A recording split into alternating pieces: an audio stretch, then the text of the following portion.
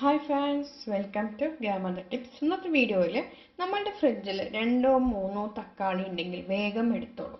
ഒരു കിടിലൻ കറി ഉണ്ടാക്കാം. ചില സമയം നിങ്ങൾ ഉണ്ടാക്കുന്നവരെ ആയിരിക്കാം, പക്ഷേ ആരെങ്കിലൊക്കെ ചെയ്യാത്തവരുണ്ടാവാം, അല്ലെങ്കിൽ ഈ രീതിയിലല്ലാത്ത രീതിയിലാവാം.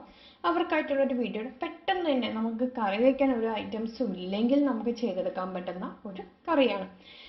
അപ്പം 2 തക്കാളി എടുത്തിട്ടുണ്ട്, സവാള ഒരു 3 എടുത്തിട്ടുണ്ട്, പച്ചമുളക് എടുത്തിട്ടുണ്ട്.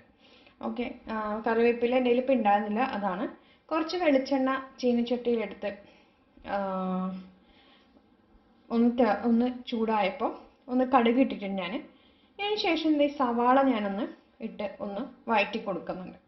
പെട്ടെന്ന് തന്നെ ഉണ്ടാക്കാൻ പറ്റുന്നതും എന്നാൽ നമുക്ക് നന്നായി ഒരു ഒഴിച്ച് കറിയും അതിൻ്റെ കൂടെ തോരനൊന്നും നമുക്ക് വേണ്ട. ഓക്കെ, ആ ഒരു രീതിയിലാണ് ചോറിന് പറ്റുന്നത്. സവാള നന്നായിട്ടൊന്ന് വഴറ്റിയെടുക്കുക, ഒന്ന് മൂടി വെച്ച് വഴറ്റിയെടുത്താൽ നന്നായിട്ടുണ്ടാവും. പച്ചമുളകും കൂടി ഇട്ടിട്ട് വഴറ്റിയെടുത്തിട്ടുണ്ട്.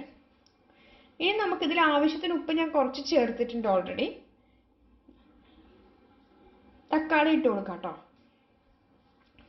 തക്കാളി ഞാൻ ഒരു 3 എടുത്തിട്ടുണ്ട്. കാരണം നമുക്ക് എത്ര ആവശ്യമുണ്ടോ അതിനനുസരിച്ച് ഇടാം. 2-3 നമുക്ക് കഴിക്കാനുള്ള ഒരു ക്വാണ്ടിറ്റിക്ക് അനുസരിച്ച് നമുക്കത് ചെയ്തെടുക്കാവുന്നതാണ്. തക്കാളി നന്നായി ഉടച്ചെടുത്ത് നമ്മളുടെ തവി വെച്ച് നന്നായിട്ട് ഒന്ന് ഉടച്ചെടുത്ത് കുറച്ച് മഞ്ഞൾപ്പൊടിയും കുറച്ച് ഉപ്പും കൂടി ഇട്ട് കൊടുത്തിട്ടുണ്ട്. എന്നിട്ട് നന്നായി വഴറ്റിയിട്ട് അതിൽ നിന്നും നമ്മൾ നന്നായി ഉടച്ചെടുക്കാം. ഓക്കെ, ഇങ്ങനെ ആയിട്ടുണ്ട്. നമുക്കിതിൽ പൊടികൾ ചേർക്കേണ്ട ആവശ്യമുണ്ട്.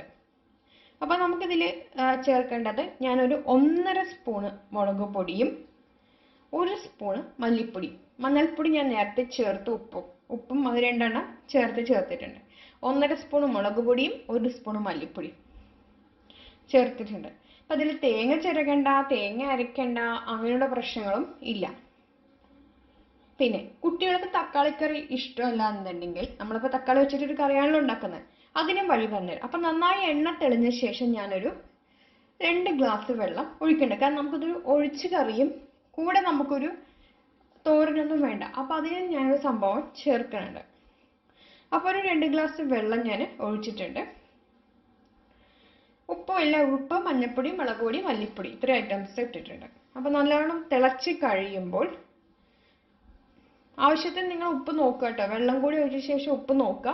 കാരണം നമ്മൾ തക്കാളി ഇപ്പം വെള്ളം ചേരുമ്പോൾ പിന്നെ ഉപ്പ് ഒന്ന് ബാലൻസ് ചെയ്യണ്ടേ. അപ്പം അതിനനുസരിച്ചിട്ട് ഇതാവാം. നല്ലവണ്ണം വെട്ടിത്തിളയ്ക്കുമ്പോൾ നമുക്ക് പുഴുങ്ങിയ മുട്ട ഇട്ട് കൊടുക്കാം. നമുക്ക് ഇതിൽ തന്നെ കറി ഓഫാക്കാം. നമുക്ക് മുട്ട വേണം നിർബന്ധമില്ല. ഇപ്പം മുട്ട നമുക്ക് ഉണ്ടെങ്കിൽ മുട്ട പുഴുങ്ങിയിട്ട് കഴിഞ്ഞാൽ കുട്ടികൾ കഴിക്കും. കാരണം കുട്ടികൾക്ക് ഇപ്പോൾ തക്കാളി കറി ഇഷ്ടപ്പെടണം നിർബന്ധമില്ല എല്ലാ കുട്ടികൾക്കും. അതേസമയം അതിലൊരു മുട്ട ഇട്ട് കൊടുക്കുമ്പോൾ, മുട്ട പുഴുങ്ങിയിട്ട് നമ്മൾ ഇടുമ്പോൾ, അപ്പോൾ അത് ചോറിന് ഒരു കറിയോ ആയി, ഒഴിച്ചു കറിയോ ആയി, കൂടെ നമുക്ക് കൂട്ടി കഴിക്കാനുള്ളതുമായി. സാധാരണ നമ്മൾ ഗരം മസാല ഒക്കെ ഇട്ടിട്ട് ചെയ്യും അല്ലേ, നമ്മൾ മുട്ട റോസ്റ്റ് ഉണ്ടാക്കും നമ്മൾ. അപ്പോൾ ചപ്പാത്തിക്കാണെങ്കിലും അപ്പത്തിനാണെങ്കിലും ഇത് ചോറിനുള്ളതാണ്.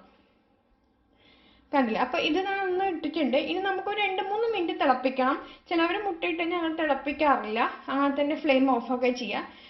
ഞാൻ പക്ഷേ ഒരു 2-3 മിനിറ്റ് ഒന്ന് തിളപ്പിച്ചിട്ടാണ് നമ്മൾ ഫ്ലെയിം ഓഫാക്കുക. അപ്പോൾ അത് ആയിട്ടുണ്ട്.